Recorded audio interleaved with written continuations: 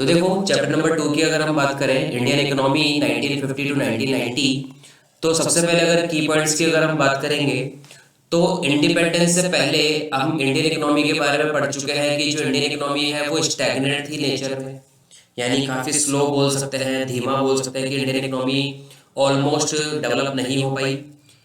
India was an under developed country, hence to eliminate to existing problems and to promote economic development to first and foremost task of the for the government was to decide the most feasible economic system for the economy।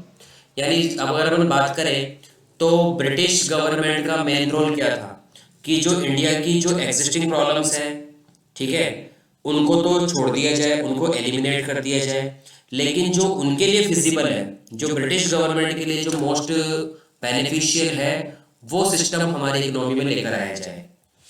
In order to remove the problems and to grow the economy, the government adopted the technique of progressive economic planning।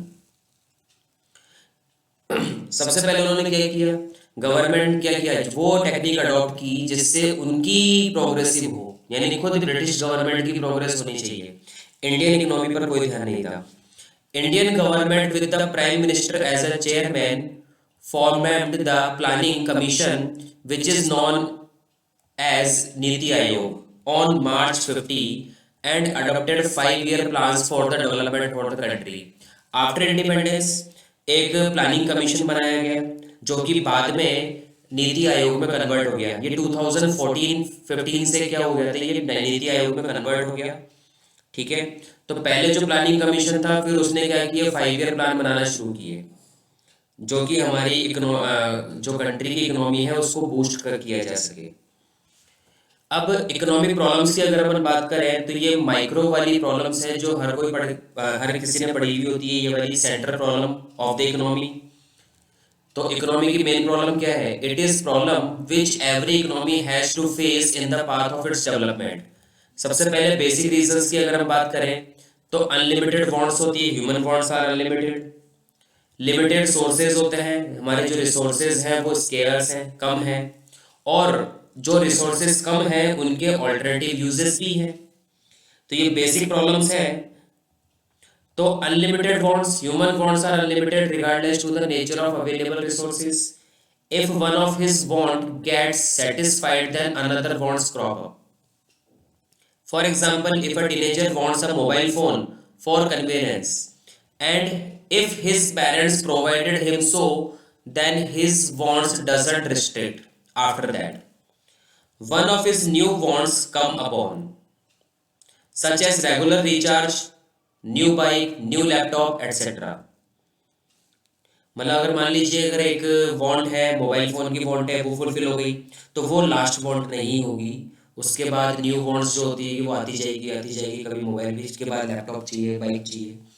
तो इस तरीके से ये जो wants होती है human wants वो unlimited है, लिमिटेड रिसोर्सेज हैं।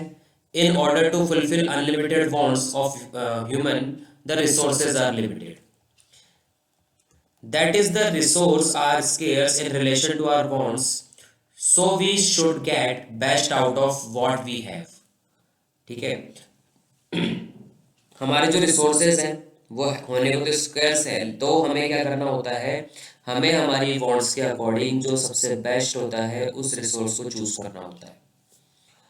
फिर है alternative use, the scarce resources are use alternatively, hence it becomes important to decide the allocation and distribution of resources effectively and efficiently। उन resources को कहाँ काम में लिया जाए, कैसे काम में लिया जाए, जिसके उसके रिजल्ट इफेक्टिव होने चाहिए। General example, the salary of an individual is to used in different sectors such as home expenses, वो घर के खर्च में, होम पर्सनल एक्सपेंसेस में खर्च कर सकता है अपनी सैलरी को, medicine, instalment of house, child fees and son also, and so on। Hence it should be carefully decide how much resource should be devoted for each purpose in order to get maximum possible benefit। वो इन expenditures को किस तरीके से करे, कैसे expenditure करे कि उसे मैक्सिमम पॉसिबल बेनिफिट या मैक्सिमम सेटिस्फेक्शन मिल सके। बेसिक एग्जांपल है कोल, पेट्रोलियम या जो गैस वगैरह होते हैं, ये बेसिक एग्जांपल्स है जिनमें मनी खर्च करना ही होता है। और जो रीजंस हैं वो क्या करते हैं, ऊपर के जो 3 रीजन हैं वो डिफरेंट 3 और प्रॉब्लम क्रिएट करते हैं। The above 3 reasons creates different economic problems in an economy which are as follows. For example हम बात करें, सबसे बड़ी प्रॉब्लम यह है व्हाट टू प्रोड्यूस, हमें इकोनॉमी में क्या प्रोडक्शन करना चाहिए। हाउ टू प्रोड्यूस, उस प्रोडक्शन को कैसे करना चाहिए, कौन सी टेक्नोलॉजी काम में लेनी चाहिए, लेबर इंटेंसिव में जाना चाहिए या कैपिटल इंटेंसिव में जाना चाहिए। वूम टू प्रोड्यूस, किसके लिए बनाया जाना चाहिए। ठीक है, तो ये तीनों के तीनों जो पॉइंट होते हैं वो माइक्रो इकोनॉमिक्स के टॉपिक्स होते हैं जो हम पढ़ते हैं। कंज्यूमर की प्रॉब्लम होती है, प्रोड्यूसर्स की प्रॉब्लम होती है। सो व्हाट टू प्रोड्यूस, क्या बनाया जाए, तो हमारे पास ऑप्शन होता है कि हम या तो कंज्यूमर गुड्स बनाए या प्रोड्यूसर गुड्स बनाए या कैपिटल, जो प्रोड्यूसर के लिए कैपिटल गुड्स बनाया जाए या आम आर्मी के लिए एम्यूनिशंस, गन्स ये बनाया जाए, बुलेट्स वगैरह बनाई जाए। तो सबसे पहले इकोनॉमी में ये देखा जाता है कि हम इजीली क्या बना सकते हैं हमारी इकोनॉमी के लिए और क्या हमारे लिए बेनिफिशियल रहेगा, जिससे ज़्यादा से ज़्यादा कंज्यूमर्स की डिमांड को फुलफिल किया जा सके और उनको मैक्सिमम सेटिस्फेक्शन दिया जा सके। सेकंड पॉइंट आपके पास होता है how to produce. How to produce में बात करते हैं टेक्नोलॉजी की। तो first technology labour intensive technology होती है, इसमें लेबर वर्कर्स को ज़्यादा काम में लिया जाएगा जबकि मशीन्स को कम काम में लिया जाएगा। तो इसके पीछे हमारा मेन मोटिव होता है एम्प्लॉयमेंट ज़्यादा देना। एक होता है कैपिटल इंटेंसिव टेक्निक, इसमें मशीन्स को हम ज़्यादा यूज़ में लेंगे आउटपुट के लिए, लेबर्स वर्कर्स को काम में नहीं लेंगे ज़्यादा। तो इसमें हमारा मेन मोटिव होता है हमें मैक्सिमम हमें आउटपुट करना है। हमारा मोटिव आउटपुट की तरफ जाएगा ना कि एम्प्लॉयमेंट की तरफ जाएगा। और थर्ड सबसे बड़ी प्रॉब्लम होती है फॉर वूम टू प्रोड्यूस। ये जो मेन जो रिलेटेड होती है वो होती है डिस्ट्रीब्यूशन ऑफ नेशनल प्रोडक्ट या नेशनल इनकम से। अगर मैं पर्सनल की बात करूं तो मुझे सबसे ज़्यादा प्रॉफिट कमाना होगा। अगर सबसे ज़्यादा प्रॉफिट कमाना है तो हम रिचर सेक्शन के लिए सबसे ज़्यादा गुड्स बनाएंगे। अगर हमें सोशल जस्टिस करना है, सोशल वेलफेयर करना है, तो मिडिल क्लास से लोअर क्लास के लिए ज़्यादा बनाएंगे। ठीक है, तो एक होता है इसमें personal distribution. Under this the distribution of output depends upon the ownership of the property. The one who owes more gets more share of output in the economy than the one who has less amount of property। हमारी economy ऐसी ही है, किसी के पास property बहुत ज़्यादा है तो किसी के पास बिल्कुल भी नहीं है। फंक्शनल डिस्ट्रीब्यूशन भी है हमारे यहाँ।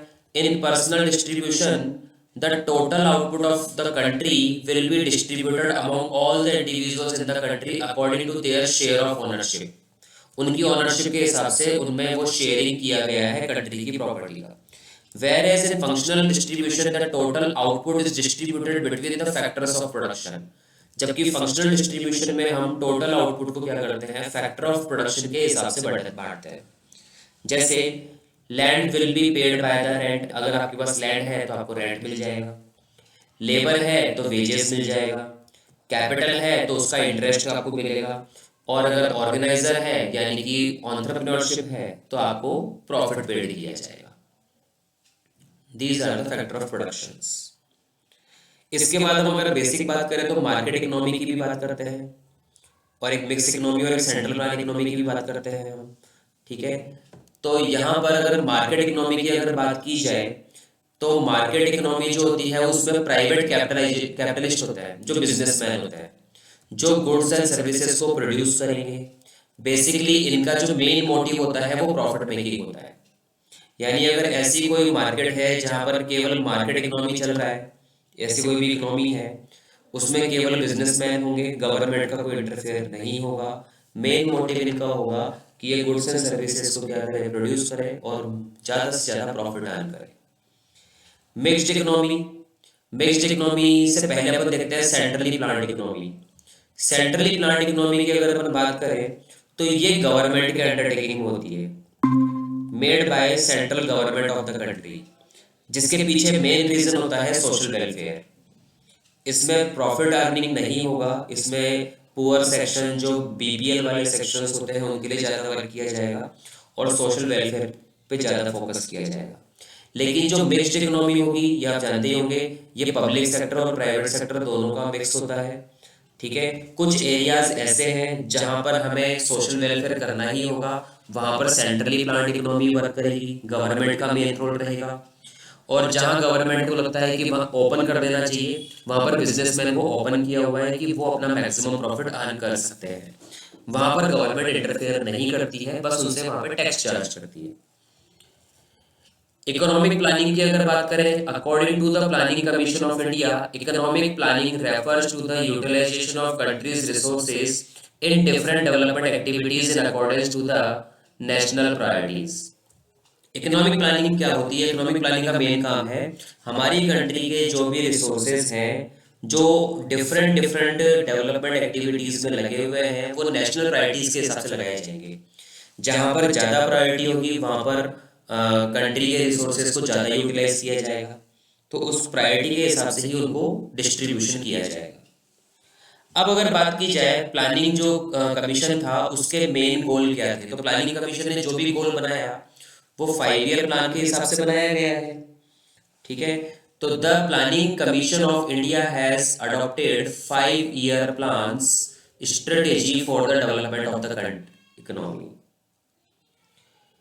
India launched its first 5 year plan on 1st April 1951।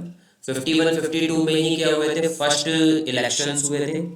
उसी टाइम से जो प्लानिंग कमीशन जो क्रिएट हुआ था 1950 में, उसने 1 अप्रैल 1951 से फर्स्ट 5 ईयर प्लान स्टार्ट किया था, जो कि जिसका टाइम पीरियड था 1951 से 1956। Since then we have completed 12 5 year plans। Recent 5 year plan was operation from 1st April 2012 for the period of 12 to 17। और 17 के बाद जो 13th प्लान आना चाहिए था वो नहीं आया, वो नीति आयोग ने आगे उसको क्लोज कर दिया, उसके बाद कोई 5 year प्लान नहीं आया है। The planning commission decided 2 types of goals. First होते हैं long term goals. It refers to the goals which are to be achieved over a period of 20 years। ऐसे कोई भी गोल जिन्हें मैं 20 साल में 20 years में अचीव करने हैं। They are common to all the 5 year plans। जितने भी 5 year प्लान बनेंगे उनमें ये कॉमन रहेंगे, कम से कम 4 5 year प्लान्स में तो ये कॉमन रहेंगे क्योंकि ये 20 years में अचीव करने हैं। Hence they are studies as common goals of 5 year plans। Second होते हैं short term goals. Short term goals it refers to the goals they are to be achieved in the specific plan, यानी जो 5 year plan चल रहा है उसी के अंदर उसको अचीव करना है। It differ according to the need और रिक्वायरमेंट ऑफ द इकोनॉमी। जो हर 5 ईयर प्लान में नीड के हिसाब से क्या होता जाएगा, चेंज होता जाएगा। अब मेन ऑब्जेक्टिव क्या है 5 ईयर प्लान के? पहला तो मेन जो कॉमन ऑब्जेक्टिव होता है economic growth. During colonial period Indian economy was stagnate in nature, so the first and foremost objective of the economic planning is economic growth। हमें हमारी इकोनॉमी को ग्रोथ में लेकर आना है। Economic growth refers to the increase in the productive capacity of the economy. हमारी economy में production ज़्यादा होना चाहिए, और प्रोडक्शन ज़्यादा कैसे होगा, जब इंडस्ट्रीज ज़्यादा होंगी। The basic criteria for measuring economic growth is the change in the level of GDP. हम हर साल क्या करेंगे, जीडीपी चेक करेंगे, और अगर जीडीपी ग्रॉस डोमेस्टिक प्रोडक्ट अगर ये हर साल इंक्रीज होता गया तो हम ये कहेंगे कि हमारी कंट्री की इकोनॉमी में डेवलपमेंट या जो प्रोडक्शन है वो हर साल बढ़ता हुआ जा रहा है, तो वो ग्रोथ कहलाएगा। Second is modernisation. It refers to both adoption of modern technology in the process of growth and also to put forth change in social outlook and ancient meaningless rituals. For examples girls are not allowed to take education. हमें क्या करना है, modernisation तो लेकर आना ही आना है, साथ में जो पुराने रिचुअल्स हैं उनसे उनको भी, जो मीनिंगलेस रिचुअल्स हैं उनको भी पीछे छोड़ना है। ठीक है। Third is full employment. 5 year plan का जो फॉरमोस्ट ऑब्जेक्टिव है, मोटिव है, वो एक फुल एम्प्लॉयमेंट का भी है। It doesn't refers to zero unemployment, but it refers to a situation when all those who are able and willing to work at the market wage rate get work। Market में जो job available है जिस rate पर available है उस पर हर एक को वर्क मिल रहा है, जो एबल पर्सन है उनको वर्क मिल रहा है, ये मेन मोटिव है। जीरो अनएम्प्लॉयमेंट हो जाए ऐसा मोटिव खैर हो भी नहीं सकता। Equity, the concept of economic growth means nothing if the benefits of growth restricted to handful of people in the society. अगर हम ग्रोथ की बात करें और जो एक तरीके से ऐसा कोई पर्सन जिसको जिसको ओरिजिनली रिक्वायरमेंट है उस तक अगर बेनिफिट नहीं पहुंच रहा है तो हम उसे ग्रोथ नहीं बोल सकते। It is important to ensure that the benefits of economic growth should reach the poor section of society also. Poor section को ज़्यादा से ज़्यादा वो इकोनॉमिक ग्रोथ के बेनिफिट्स मिलने चाहिए, as that it will reduce the unequal distribution on income and wealth. Income में और वेल्थ में जो अनइक्वलिटी है उसको दूर किया जाए। तभी ये टैक्स स्ट्रक्चर इस तरीके से बनाया हुआ है कि अगर आप कभी टैक्स को आगे जाके जब पढ़ोगे तो उसमें आपको आपको ये देखने को मिलेगा कि जो रिच सेक्शन होता है वो सबसे ज़्यादा टैक्स पे करेगा, क्योंकि जिसकी इनकम सबसे ज़्यादा होगी गवर्नमेंट उससे सबसे ज़्यादा टैक्स लेगी, और उस टैक्स के अमाउंट को जो लोअर सेक्शन होते हैं, पुअर सेक्शंस होते हैं, उनको उनकी नीड्स को फुलफिल करने के लिए वो खर्च किया जाता है स्कॉलरशिप के तौर पे, ठीक है, या फिर कई सारे जो प्लानिंग बना दिया जाता है, जैसे आपने उज्ज्वला योजना का नाम सुना होगा या स्कूटी योजना का नाम सुना होगा, और काफ़ी सारी स्कॉलरशिप दे दी जाती है, बहुत सस्ता वीट राइस दे दिया जाता है, तो वो सारा पैसा इस तरीके से वो इनकम और वेल्थ को रीडिस्ट्रीब्यूट किया जाता है। Self reliance, it refers to more and more dependence on domestic goods. हम ज़्यादा से ज़्यादा अपने डोमेस्टिक गुड्स, अपनी कंट्री के गुड्स पर डिपेंड रहें, rather than importing from rest of the world, imported की जगह। The concept of self-reliance emphasis on avoiding import of such goods and services which can be produced domestically। भाई जिसे हम हमारी कंट्री में बना सकते हैं उसे हम बाहर से इंपोर्ट क्यों करें। Promoting domestic production and industries will give rise to economic growth and prosperity in the economy। जितना ज़्यादा डोमेस्टिक गुड्स सेल होगा हमारी कंट्री की करेंसी हमारी कंट्री में ही रहेगी और वो कंट्री को ज़्यादा ग्रोथ देगी। ये है अपने कुछ ऑब्जेक्टिव्स। अगर शॉर्ट गोल्स की बात करें तो वो बात हो चुकी है, वो उस अकॉर्डिंग उसी इकोनॉमी में एक पर्टिकुलर 5 ईयर प्लान में ही जिन्हें अचीव करना है वो शॉर्ट टर्म गोल्स हैं।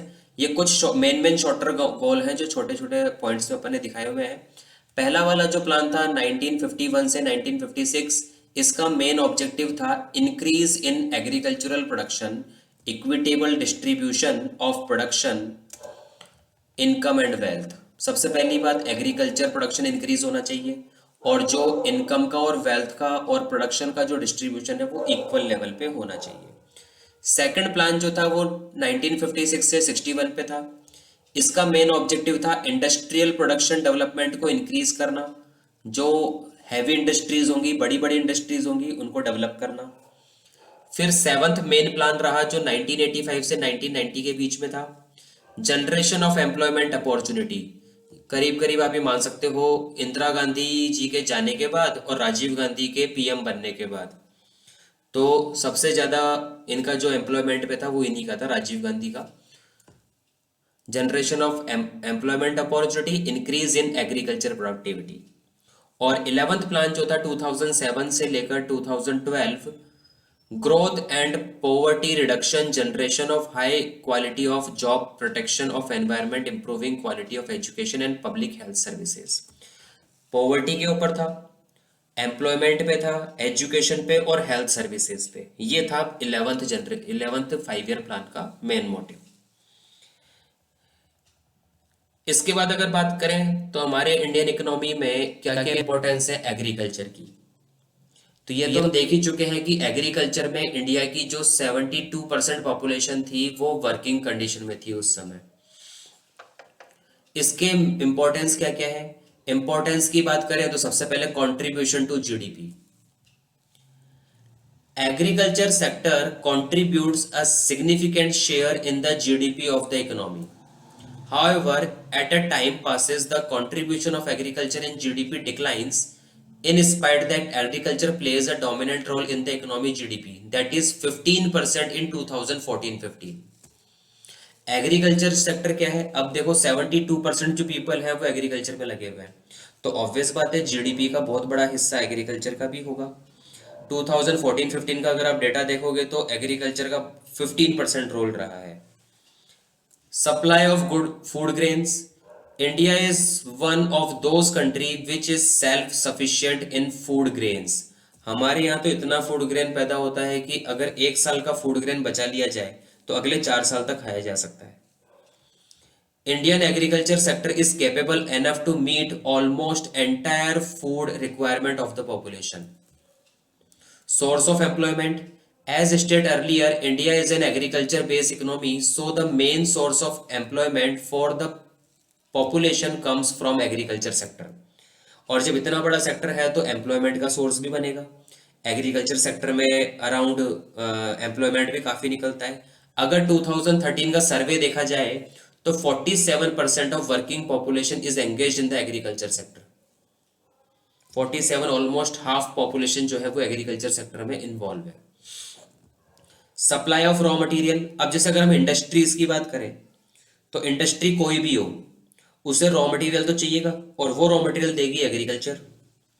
Besides food grains production, agriculture sector also provides industrial raw material like cotton for textile. अब कोई टेक्सटाइल इंडस्ट्री है, वो कपड़ा बनाएगी, उसे कॉटन चाहिए, वो एग्रीकल्चर से मिलेगा।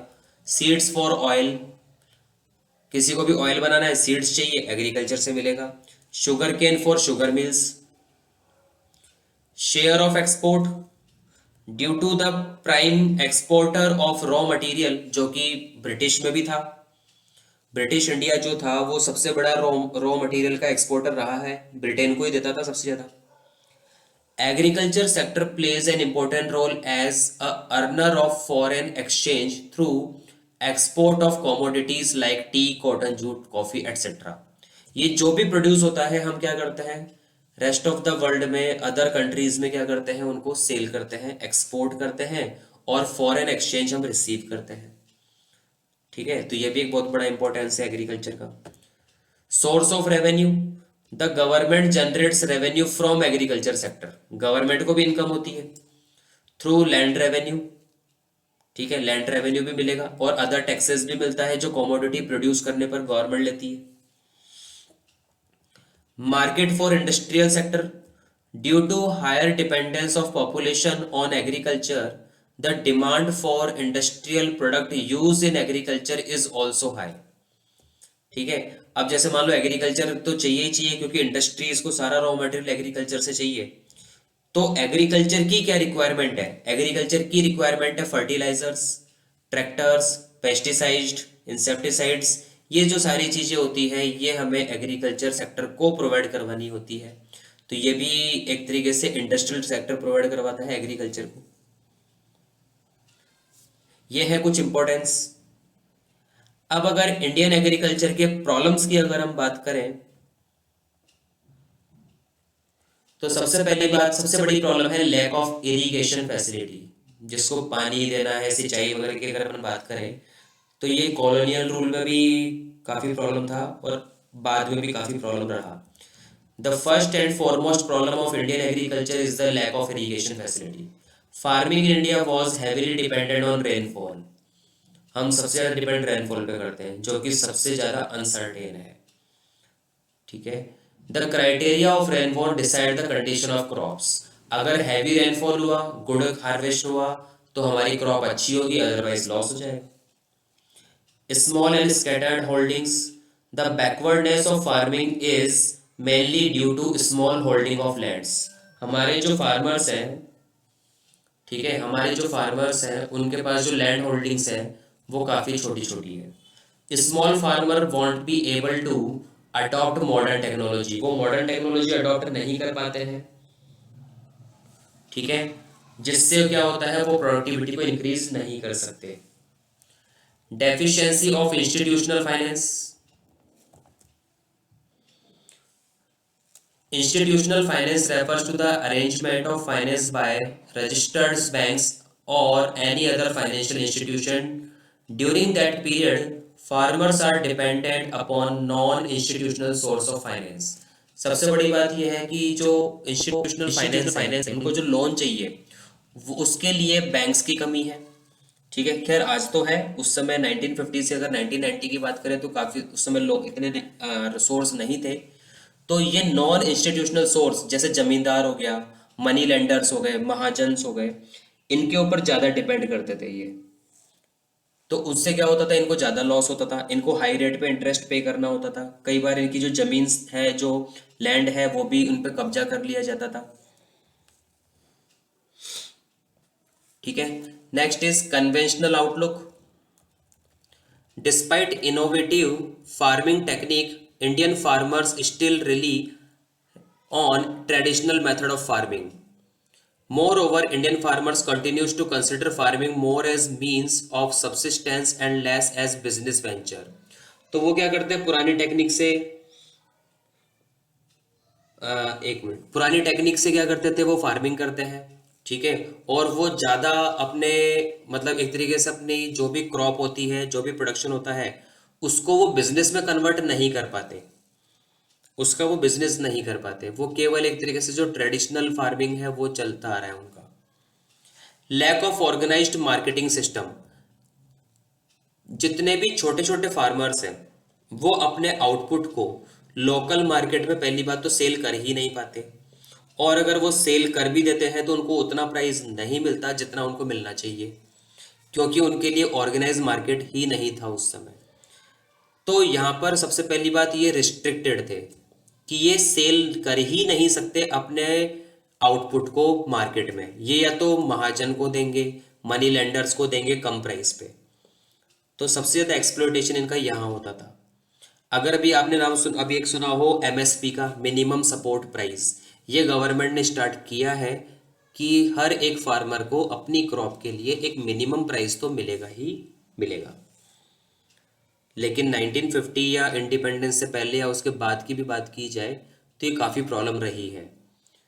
फार्मर्स को रिस्ट्रिक्ट कर दिया जाता था कि वो एक पर्टिकुलर पर्सन को ही क्या करेगा, अपनी क्रॉप सेल करेगा। After analysing the problem of Indian agriculture, the next step is to cure them. Problems की बात तो कर ली हमने, अब प्रॉब्लम के बाद हम ये बात करेंगे कि हमारे पास जो प्रॉब्लम्स है उनसे बचा कैसे जा सकता है। तो सबसे पहला काम जो किया गया, गवर्नमेंट ऑफ इंडिया ने क्या किया, taken a series of reforms for the development of agriculture sector in the economy. These reforms measures are popularly known as the economy. Agrarian reforms. These reforms measures are सबसे पहला काम जो किया गया वो किया गया लैंड रिफॉर्म्स, यानी इंस्टीट्यूशनल जो किया गया वो किया land. It refers to the change in the ownership of land holding. Change in the ownership. पहले आपको ध्यान होगा जितने भी लैंड होल्डिंग्स होती थी वो जमींदार के पास होती थी, वो जमींदार के पास होती। ठीक है, अब उसका पैटर्न को चेंज कर दिया गया। अब उस पैटर्न में ये कहा गया है जिसका एग्रीकल्चर, जो एग्रीकल्चर करता है, जमीन जिसकी है, ओनर भी वही होगा। Land reforms basically focused upon the objectives of equity in the agriculture. Agriculture में जो डिसइक्वालिटी है या फिर जो भी डिफरेंसेस है उसको दूर करना है। पहली बात, अबॉलिशन ऑफ इंटरमीडियरीज, जो बीच के इंटरमीडिएट होते हैं उनको खत्म करना। The first and the most important action taken by the government is the removal of intermediaries। जैसे जो जमींदार थे उनके काम को खत्म करना है। As stated in the previous chapter, the colonial government appoints जमींदार। हमने लास्ट चैप्टर में पढ़ा था, जो हमारे ब्रिटिशर्स थे उन्होंने क्या किया था, जमींदार को अपॉइंट किया था। वो क्या करते थे, who were the nominal head of the land, वो लैंड के एक हेड हुआ करता था, नॉमिनल हेड, और वो क्या करते थे, रेवेन्यू कलेक्ट करते थे। ठीक है, लेकिन उस लैंड के लिए अगर कोई इंप्रूवमेंट की बात होती थी तो उस इंप्रूवमेंट के लिए कोई उनके पास कोई एक्शन प्लान नहीं था, ना ही उनका कोई ध्यान था। Give incentives. The basic idea behind this step was that ownership of land would to the actual tillers to make improvements. ठीक है, सबसे पहले इसके पीछे कारण ये भी रहा कि पहली बात हम लैंड्स की जो ओनरशिप देंगे, ठीक है, वो एक्चुअल जो ओनर होगा या एक्चुअल जो फार्मर है उसको दिया जाएगा। This policy brought 200 lakh tenants into direct contact with the government. तो इसकी वजह से क्या हुआ, कम से कम 2 करोड़ 200 लाख जो हो गया, वो कम से कम 2 करोड़ ऐसे टेनेंट थे जो सीधे गवर्नमेंट के कांटेक्ट में आ गए। जो कि पहले जमींदार के थ्रू कॉन्ट्रैक्ट में हुआ करते थे। Also this ownership rights gives them the incentive the increase output. There is no zamindar between who takes their share of profit. अब बीच में कोई जमींदार होगा नहीं, प्रॉफिट का जो शेयर होगा वो डिस्ट्रीब्यूट नहीं होगा, कंप्लीट प्रॉफिट जो होगा वो सीधे लैंड ओनर के पास जाएगा।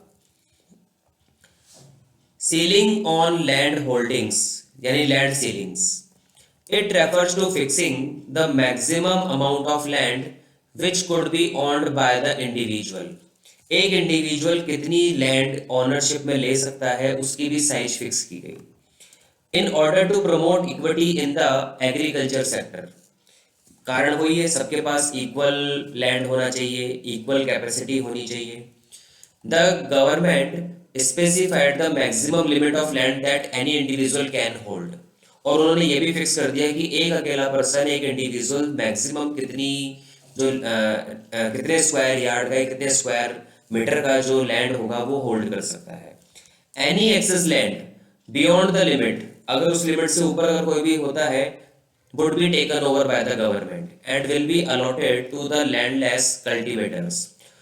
लिमिट से ज्यादा लैंड आपके पास है वो गवर्नमेंट आपसे ले लेगी और उनको दे देगी जिनके पास लैंड नहीं है।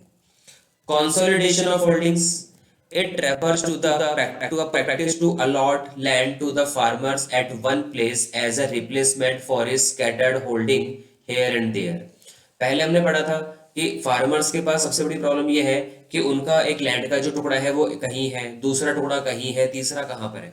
तो गवर्नमेंट ने ये कहा कि नहीं, हम इन सबको कॉन्सोलिडेट कर देंगे, अलग अलग टुकड़ों की बजाय उसको एक पूरी की पूरी जो है वन पीस जो लैंड होगा वो उसको दे दिया जाएगा, ताकि वो मॉडर्न टेक्नोलॉजी या इनोवेटिव टेक्नोलॉजी उस पर अप्लाई कर सके। Next is cooperative farming, joint farming by small cultivators by pooling their land and other resources to enjoy the benefit of large scale farming is known as cooperative farming। Together farmers can buy inputs at a lower price। जब farmers एक साथ आएंगे तो उनको जो raw material चाहिए या उनको जो सीड्स चाहिए वो कम प्राइस पे मिलेगा, क्योंकि वो हाई क्वांटिटी में उठाएंगे, और उनको वो सेल भी कर सकते हैं हाईएस्ट कॉस्ट पे। यह है अपनी कोऑपरेटिव फार्मिंग। यह है अपने कुछ एग्रीकल्चर में या लैंड में जो उन्होंने रिफॉर्म किए थे वो। उसके बाद कुछ जनरल रिफॉर्म्स इन्होंने किए हैं। जनरल रिफॉर्म्स की बात करें तो एक्सपेंशन ऑफ एग्रीकल्चर फैसिलिटी, सबसे बड़ा प्रॉब्लम पहले अगर बात करें तो इरिगेशन की बात थी। इरिगेशन फैसिलिटी जो थी वो पहले नहीं था, ठीक है, प्रोडक्शन हो रहा है, मतलब अपने क्रॉप्स भी है, लेकिन उसमें पानी देने का काम जो है, सिंचाई का जो काम है, इरिगेशन का काम है, वो नहीं था या बहुत कम था। In order to increase the productivity of agriculture, the government of India especially focused on providing proper and permanent irrigation facility। In 1951, approx 17% of land was under permanent means of irrigation, यानी केवल 17% के पास permanent irrigation facilities थी, 83% के पास नहीं थी। According to the World Bank, about 35% of total agriculture land in India reliably irrigated in 2012। लेकिन इतना करने के बाद भी 2012 तक 17% से हम आए हैं 35% तक। इंस्टीट्यूशनल क्रेडिट, जो रीजनल बैंक होते हैं, आरआरबी का नाम सुना होगा। Regional banks have been set up by the government of India to fulfil the requirement of agriculture credit.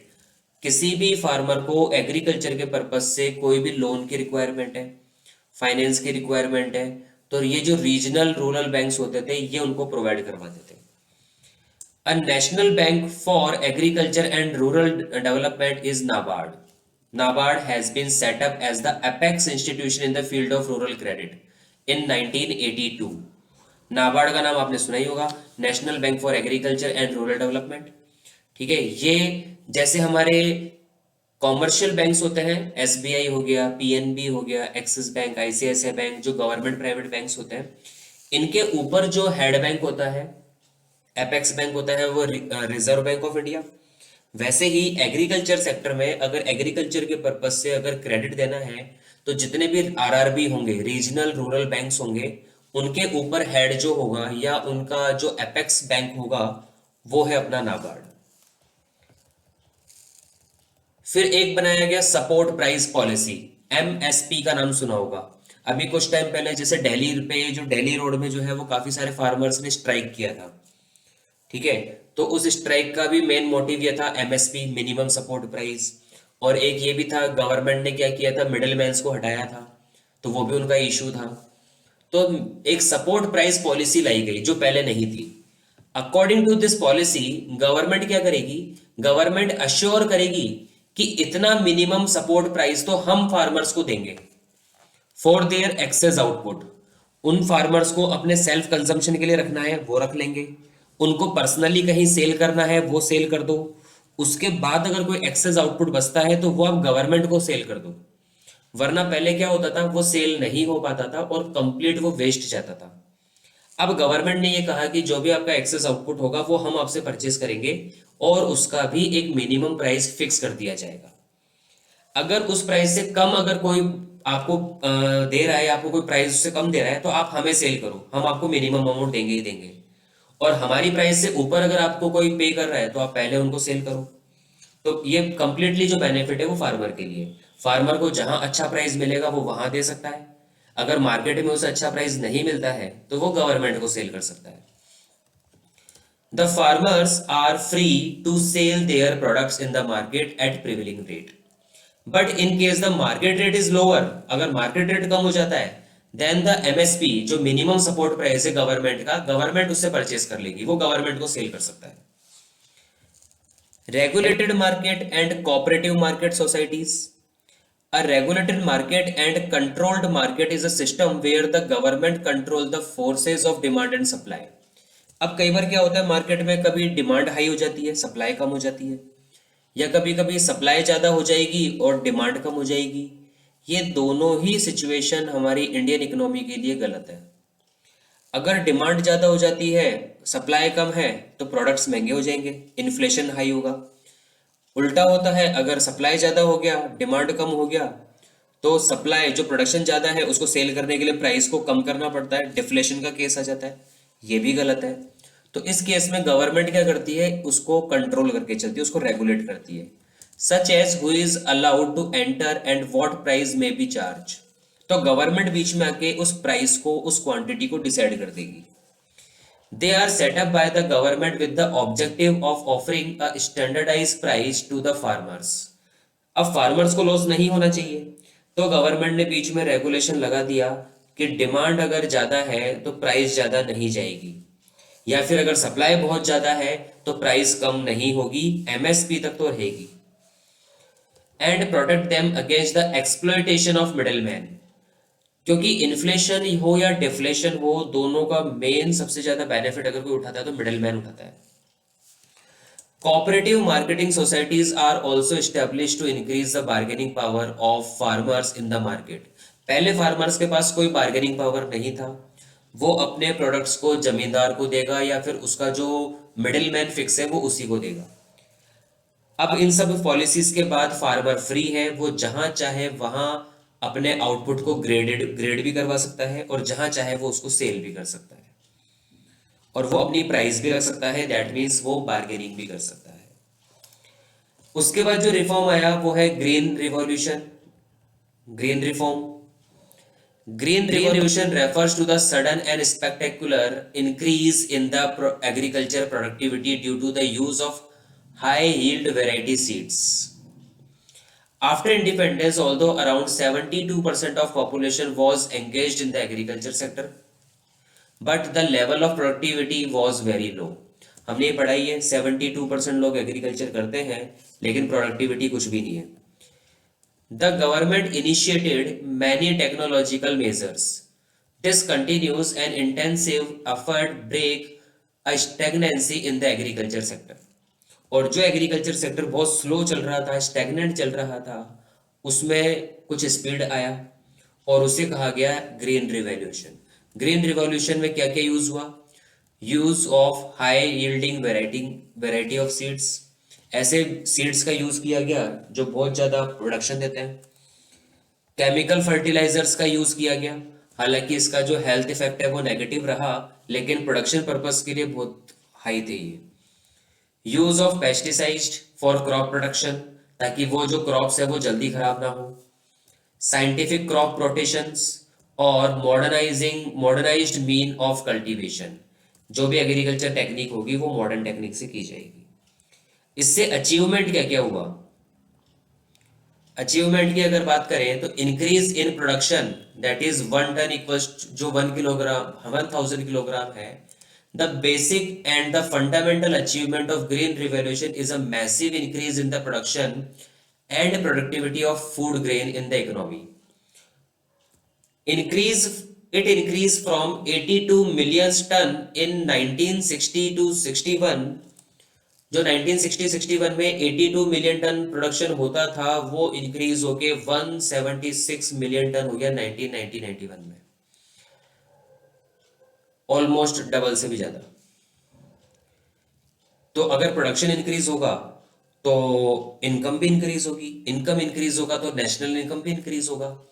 The economic condition automatically increase with the increase in the production, क्योंकि national income count ही production से होता है, production of goods and services, and level of productivity of food grains in the economy. Increase in marketable surplus, it refers to the portion of agriculture production which is sold in the market by the farmers after self consumption. Due to increase in the level of productivity, higher amount of food grain can be produced on the same amount of land.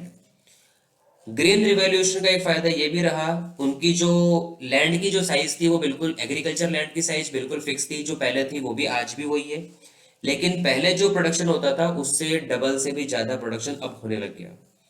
तो इससे क्या हो गया, farmer ज्यादा cell करने लग गए, ज्यादा सेल करेंगे, ज्यादा सेल्फ कंजम्पशन करने लगे हैं, उसके बाद उनकी अर्निंग और उनकी जो सेविंग है वो भी इंक्रीज होने लगी है। Benefit to low level groups, due to availability of large amount of food grains in the market, अब मार्केट में फूड ग्रेन भी बहुत अच्छा मिल रहा है, their price decline as comparison to other items of consumption, और जब मार्केट में सप्लाई बढ़ जाता है किसी गुड्स का तो उसकी प्राइस ऑटोमेटिक डाउन हो जाती है। The low income group who spend large proportion of their income on food benefited from this decline in relative price। अब जो लो लेवल इनकम वाले थे, जिनकी इनकम कम थी या जो पुअर सेक्शन में आते थे, वो अपनी इनकम का सबसे ज्यादा जो बहुत बड़ा हिस्सा था वो फूड पे खर्च करते थे, फूड पे स्पेंड करते थे। अब उनका पैसा बचने लग गया क्योंकि वो फूड अब कम प्राइस में मिलने लग गया।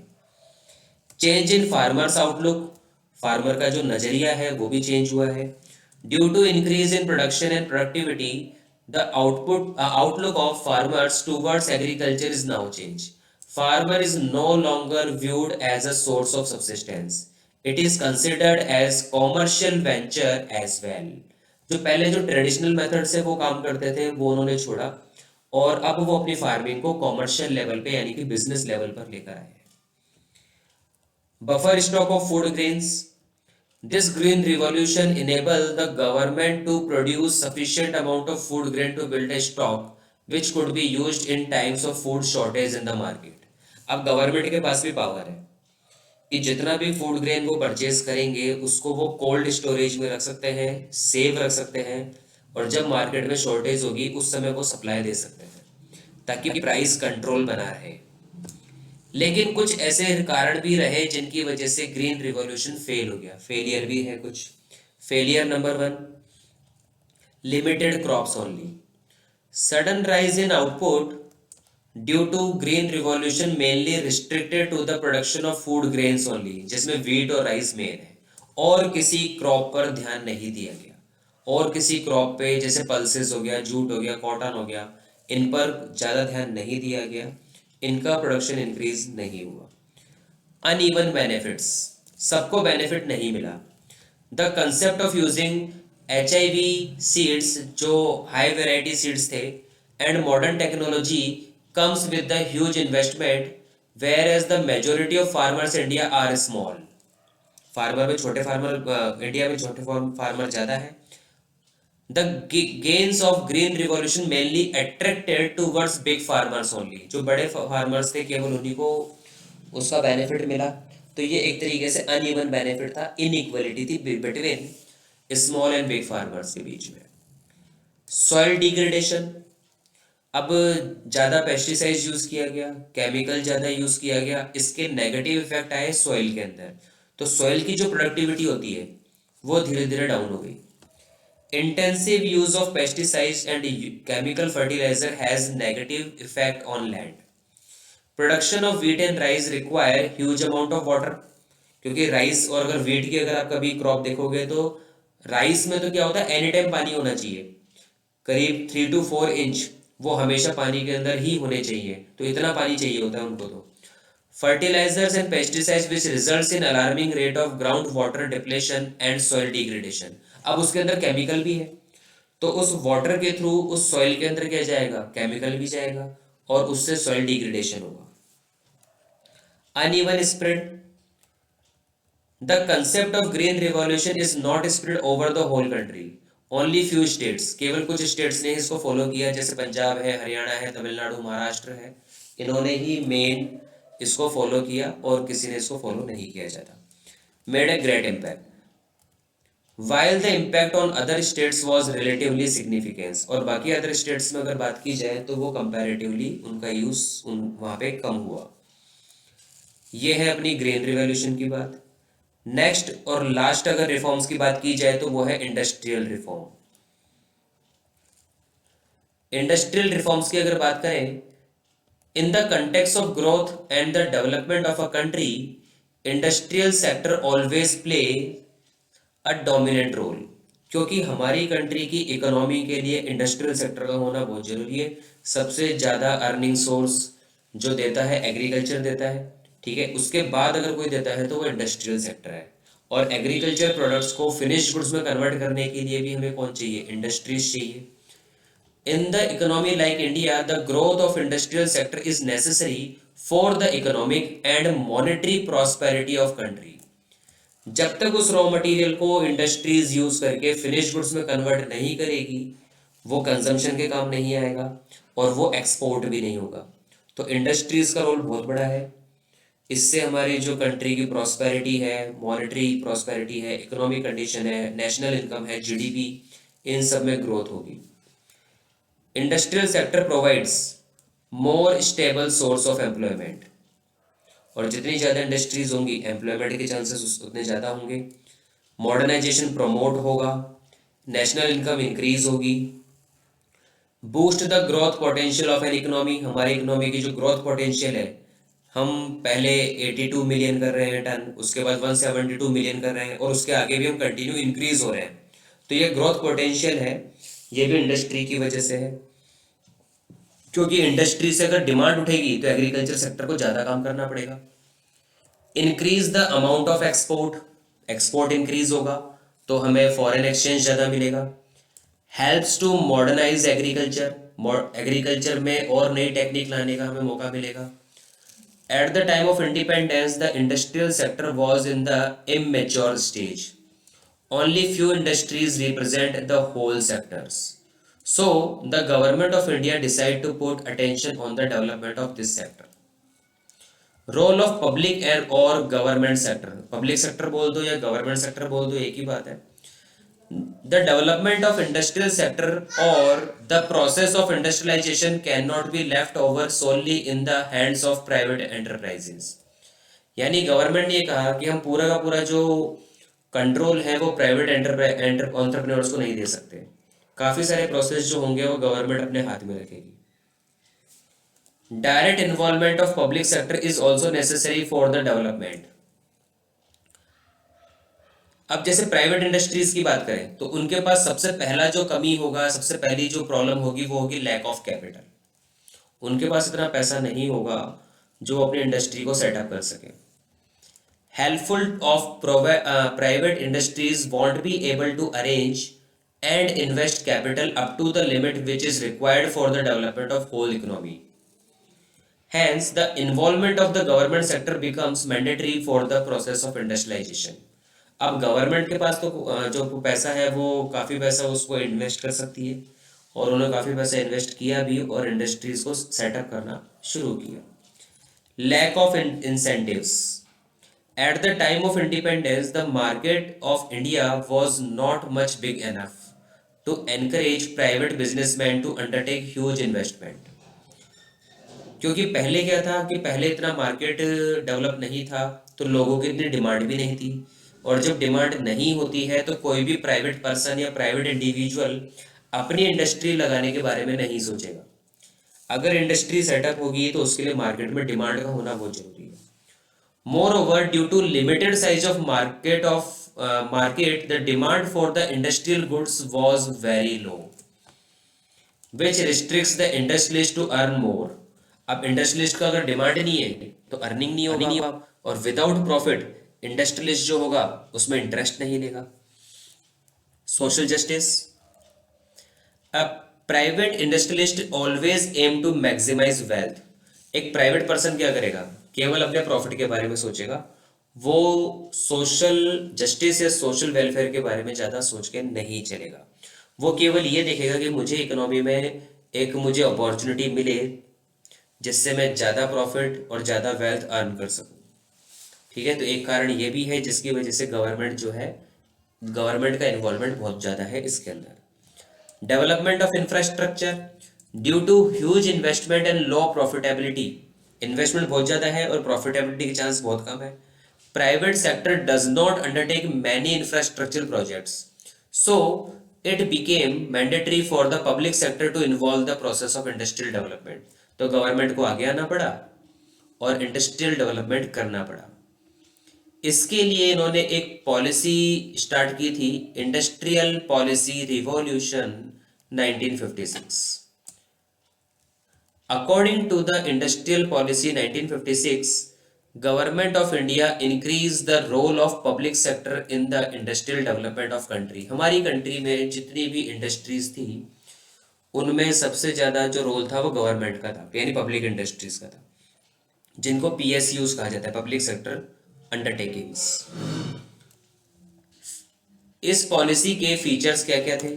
1956 की पॉलिसी के features, first features is 3-tier classification of industries. According to this, industrial policy 1956 divides into 3 categories. Scheduled A 17, Scheduled A है 17 industries complete control by public sector। पहले तो हमने 17 इंडस्ट्रीज 17 इंडस्ट्रीज बनाई जो पब्लिक के कंट्रोल में रहेगी, पब्लिक सेक्टर में। शेड्यूल बी में हमने रखा 12 इंडस्ट्रीज को, those which could B established both, जो वो प्राइवेट में भी बन सकते हैं और वो पब्लिक सेक्टर में भी आ सकते हैं। However, the role of public sector is more dominant than the private sector, लेकिन उनका जो रोल होगा उसमें पब्लिक सेक्टर का ज़्यादा होगा प्राइवेट से। और third is scheduled C, remaining industries, ये ओपन छोड़ दिया गया केवल प्राइवेट वालों के लिए। Introduction of industrial licensing, it refers to the written permission from the government for opening or for expansion of industrial unit। अब प्राइवेट के लिए भी एक बाउंडेशन है, उससे अपनी इंडस्ट्री लगानी है तो सबसे पहले उसे गवर्नमेंट से लाइसेंस लेना होगा, गवर्नमेंट की परमिशन लेनी होगी। उसके बाद अगर उसको एक्सपेंशन करना है तो गवर्नमेंट की परमिशन की रिक्वायरमेंट रहेगी। तो एक तरीके से गवर्नमेंट ने उस पर अपना पूरा का पूरा कंट्रोल रखा हुआ है। Second, industrial concession, incentives like tax rebate and subsidized rate of power supply were offered to the private entrepreneur। अब प्राइवेट entrepreneur क्या है, इंडस्ट्री सेक्टर में ज़्यादा इंटरेस्ट नहीं ले रहा था, तो गवर्नमेंट ने ये कहा कि ठीक है आप आगे आइए, इंडस्ट्रीज को सेटअप कीजिए, हम मल्टीपल ईयर्स तक आपसे टैक्स नहीं लेंगे। और ये एक्चुअली आज तक भी फॉलो होता है।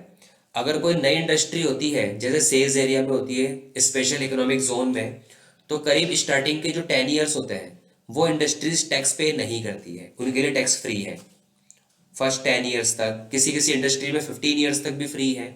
और वहाँ पर जो पावर सप्लाई होगा वो भी उनको सब्सिडाइज रेट पे मिलेगा, काफ़ी सस्ता पावर मिलेगा। और वहाँ की जो उनको जो ज़मीन मिलेगी, लैंड मिलेगा, वो भी काफ़ी सस्ती रेट पे मिलेगा। तो गवर्नमेंट ने उनको ये ऑफर इसीलिए दिया था कि प्राइवेट सेक्टर आगे आए और इंडस्ट्रीज का डेवलपमेंट हो सके, इसीलिए कंसेशन दिया गया। और एक और क्रिएट किया गया जिसको कहते हैं अपन small scale industries, SSI। A small scale industries is presently defined as the one whose investment does not exceed ₹5 crore. अगर आज की बात की जाए तो अगर ऐसी कोई भी इंडस्ट्री जिसका एनुअल टर्नओवर यानी एनुअल सेल्स बोल सकते हैं हम, अगर वो 5 करोड़ से कम है या 5 करोड़ तक है तो उसको स्मॉल स्केल इंडस्ट्री बोला जाता है। 1951 में इसकी लिमिट 5 लाख हुआ करती थी। The government also focuses on developing and strengthening small industries as it plays an important role in the development and equitable distribution of income in the economy. इसकी characteristics क्या क्या है? स्मॉल स्केल इंडस्ट्रीज की सबसे ज़्यादा characteristics जो सबसे best है वो है लेबर इंटेंसिव, क्योंकि इंडिया जैसी कंट्री में कैपिटल इंटेंसिव की रिक्वायरमेंट नहीं है, यहाँ पर पॉपुलेशन ज़्यादा है तो लेबर इंटेंसिव होना चाहिए। तो स्मॉल स्केल इंडस्ट्रीज जो है वो सबसे बहुत ज़्यादा बड़ी मात्रा में एम्प्लॉयमेंट प्रोवाइड करवाते हैं, सबसे बड़ा कारण है ये। तो इसलिए जो एसएसआई है वो लेबर इंटेंसिव है, और जो बड़ी इंडस्ट्रीज होती है वो फिर भी कैपिटल इंटेंसिव पे जाती है, लेकिन जो स्मॉल होगा वो लेबर इंटेंसिव पे जाएगा। Promote balanced regional growth, these industries are location friendly unlike big industries which were required to be set up near the raw material hub in reduce the cost of transportation। अब जो बड़ी industry होती है वो तो वहां setup होना चाहती है जहां उसको रॉ मटेरियल बहुत सस्ता मिल सके, ट्रांसपोर्टेशन कॉस्ट ना लगे। जहां पर रॉ मटेरियल की अवेलेबिलिटी होगी वो वहां काम करेंगे। स्मॉल स्केल इंडस्ट्री में ऐसा नहीं है, वो लोकेशन फ्रेंडली है, वो जहां चाहे वहां आप उनको सेटअप कर सकते हो। Promote equity, SSI requires less amount of investment as compared to the big industries। बड़े इंडस्ट्री में जितना पैसा चाहिए उससे कम पैसा हमें एसएसआई के लिए चाहिए। इन्वेस्टमेंट लो है, ठीक है, इनकम का डिस्ट्रीब्यूशन इक्वल है, इसलिए और जो कंट्री की जो वेल्थ बनेगी, जो इकोनॉमी वेल्थ होगा वो भी इंक्रीज होगा स्मॉल स्केल से, क्योंकि बिग इंडस्ट्रीज तो कुछ ही होंगी, एसएसआई हम बहुत सारी क्रिएट कर सकते हैं। Source of raw material, SSI are the source of the raw material for big industries। Majority of big industries gets raw material from them only। It builds the ecosystem of flow of income in the economy। बड़ी industry को raw material चाहिए तो ये जो SSI है, small industries है, ये इनको प्रोवाइड करवाएंगे, ठीक है। और ये जब इनको प्रोवाइड करवाएंगे तो दोनों की तरफ जो होगा वो मनी फ्लो चलेगा, जो कि हमारी इकोनॉमी के लिए बहुत जरूरी है, और दोनों का ही जो है वो इनकम लेवल हमेशा बना रहेगा, ठीक है।